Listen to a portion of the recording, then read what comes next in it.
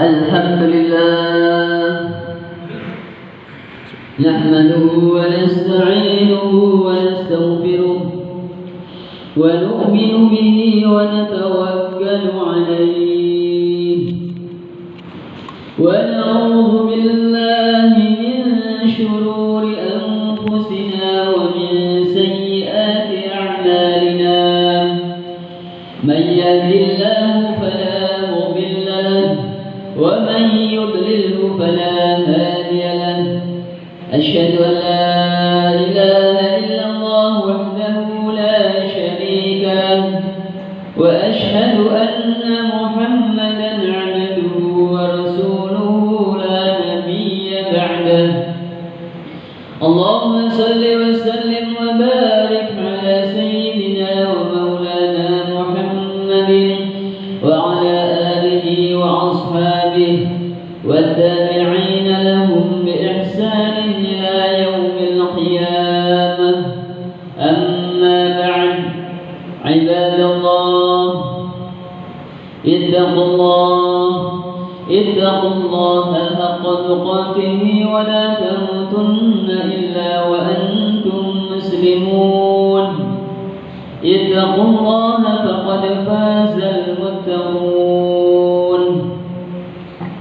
قال الله تعالى في القرآن العظيم أعوذ بالله من الشيطان الرجيم إنا أعطيناك الكوثر فصل لربك وانحر إن شانئك هو الأبتر. Hadirin jamaah salat Jumat yang dimuliakan oleh Allah Subhanahu wa taala. Di hari yang mulia ini marilah senantiasa kita tingkatkan ketakwaan kita kepada Allah Subhanahu wa taala. Dengan berusaha sekuat tenaga kita menjalankan segala perintah-perintah Allah dan menjauhi larangan-larangan Allah Subhanahu wa taala dimanapun kita berada, baik dalam kondisi keramaian maupun dalam kesendirian, dimanapun apapun jabatan kita, hendaknya kita senantiasa takut kepada Allah Subhanahu wa ta'ala. Karena apapun profesi kita, ketika kita takut kepada Allah, pasti amalan kita, profesi kita akan mendekatkan kita kepada Allah Subhanahu wa ta'ala. Sebaliknya dimanapun kita, apapun profesi kita, jika kita tidak bertakwa kepada Allah, dalam hati kita tidak ada rasa takut kepada Allah Subhanahu wa ta'ala, maka keadaan apapun, profesi apa saja akan menjerumuskan kita ke dalam kemurkaan Allah Subhanahu wa ta'ala. Hadirin jemaah Jumat yang dirahmati oleh Allah Subhanahu wa ta'ala, saat ini saudara-saudara kita yang Allah panggil untuk menunaikan ibadah haji di Baitullah, saat ini sudah memulai untuk wukuf di Arafah sampai dengan menjelang maghrib nanti. Maka kita doakan mudah-mudahan saudara-saudara kita yang menunaikan ibadah haji, Allah Subhanahu wa ta'ala berikan kelancaran, bisa menunaikan wajib haji, rukun dan sunnahnya, sehingga pulang membawa predikat hajjan mabrurun, haji yang mabrur, yang dijanjikan oleh Rasulullah, al-hajjul mabrur laisa lahu jazaa'un illa al-jannah. Haji yang mabrur yang diterima oleh Allah Subhanahu wa ta'ala tidak ada lain balasannya kecuali surga Allah Subhanahu wa ta'ala. Dan mudah-mudahan kita semuanya yang hadir pada kesempatan siang hari ini Allah Subhanahu wa taala mampukan kita, Allah buka hati kita, Allah panggil kita untuk menunaikan ibadah haji di Baitullah. Amin ya rabbal alamin. Hadirin jemaah yang dirahmati oleh Allah Subhanahu wa taala. Kemudian kita yang tidak menunaikan ibadah haji, masih ada satu amalan yang menanti kita, yang insyaallah kita laksanakan hari Senin yang akan datang, yaitu ibadah kurban. Allah telah memanggil kita, Allah menyeru kita untuk berkorban. Fasalli li rabbika wanhar, maka salatlah untuk Tuhanmu dan berkorbanlah. Maka korban ini diantara tujuan kita adalah untuk mendekatkan diri, taqarrub kepada Allah Subhanahu wa taala, mendekatkan diri kepada Allah Subhanahu wa taala. Semakin cinta kepada Allah Subhanahu wa taala, maka ketika seseorang mengaku mencintai, tentunya ia akan mentaati, melakukan apa saja yang diminta oleh yang dicintai. Dalam sebuah syair Arab dikatakan, innal muhibba liman yuhibbu muti'un. Orang yang mencintai akan senantiasa mentaati orang yang dicintai.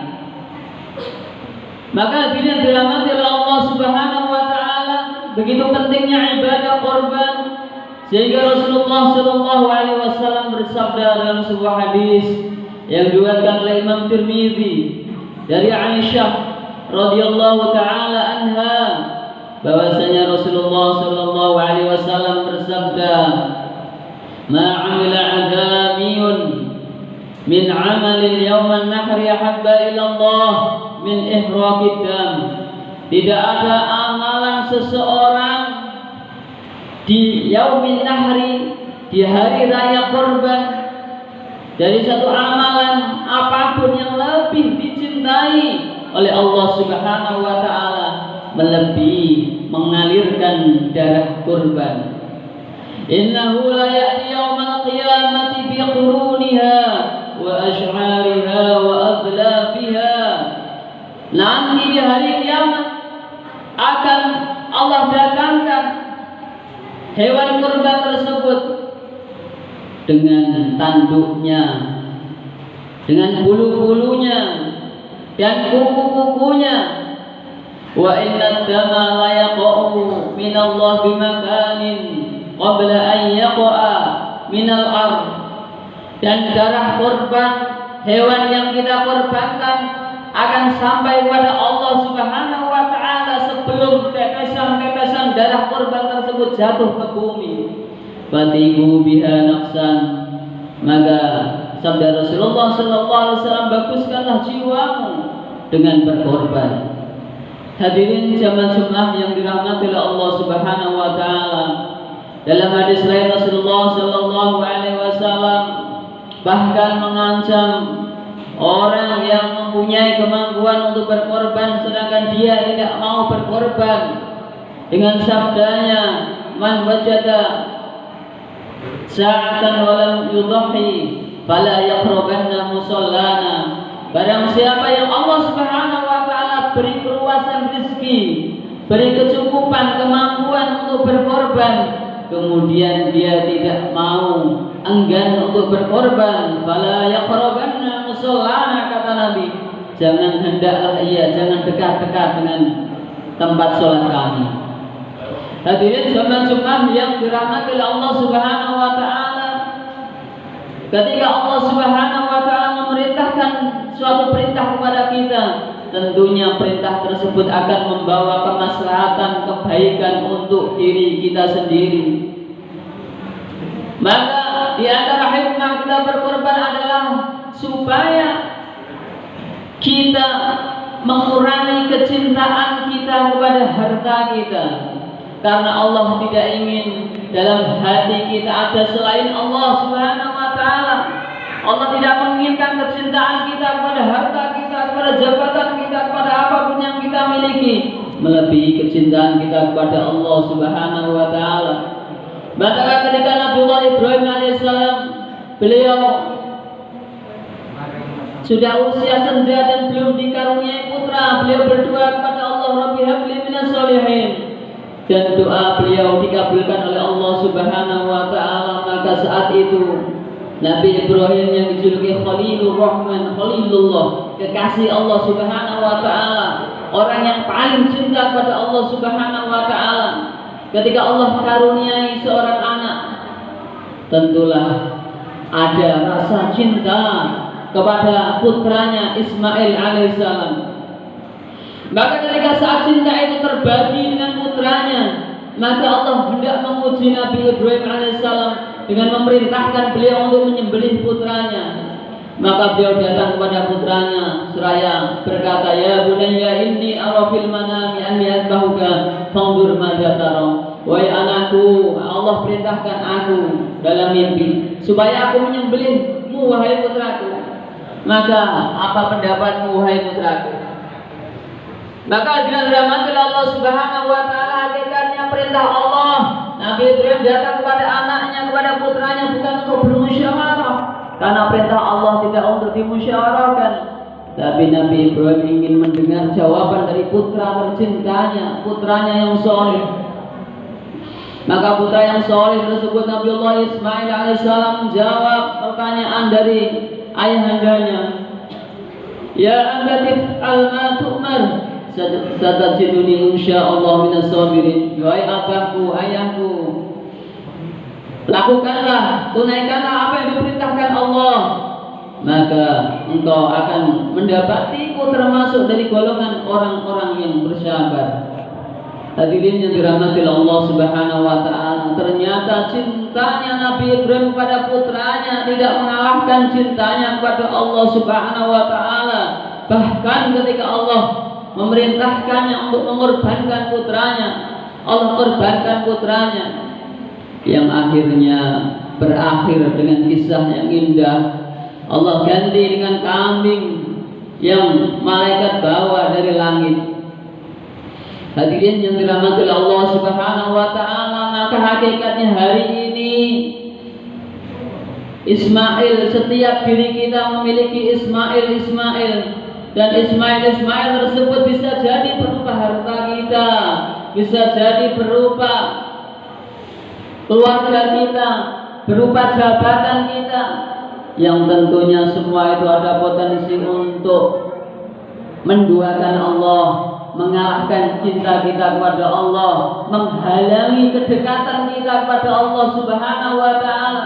Maka ketika Allah perintahkan kita untuk berkorban, pada dasarnya malaikatnya Allah menginginkan supaya cinta kita untuk Allah tidak terbagi. Kecintaan kita kepada harta kita, jabatan kita, apapun yang kita miliki tidak mengalahkan cinta kita kepada Allah Subhanahu wa Ta'ala. Mudah-mudahan Allah Subhanahu wa Ta'ala memberikan kemampuan kepada kita, membuka hati kita untuk mengorbankan sebagian apa yang Allah titipkan kepada kita. Amin, amin ya rabbal alamin. A'udzu billahi minasyaitonir rajim. Bismillahirrahmanirrahim. Inna a'tainakal kautsar fasalli li rabbika wanhar inna shani'aka huwal abtar. Barakallahu fil Qur'anil 'azim wa nafa'ani wa iyyakum ma fi minal ayati wa dzikril hakim wa taqabbal minni wa minkum tilawatahu innahu sami'un 'alim. Faqur rabbikfir warham wa anta khairul ghafirin.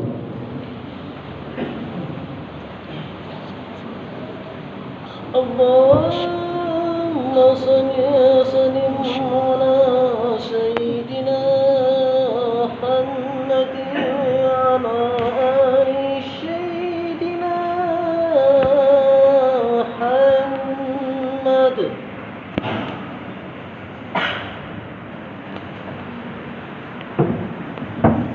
Alhamdulillah, alhamdulillahilladzi hadana li hadha wa ma kunna linahtadiya laula an hadana Allah. Asyhadu an la ilaha illallah wahdahu la syarika lah وأشهد أن محمدا عبده ورسوله لا نبي بعده. اللهم صل وسلم وبارك على سيدنا ومولانا محمد وعلى آله وأصحابه ومن تبعهم بإحسان إلى يوم الدين. أما بعد، عباد الله، اتقوا الله حق تقاته ولا تموتن إلا وأنتم مسلمون.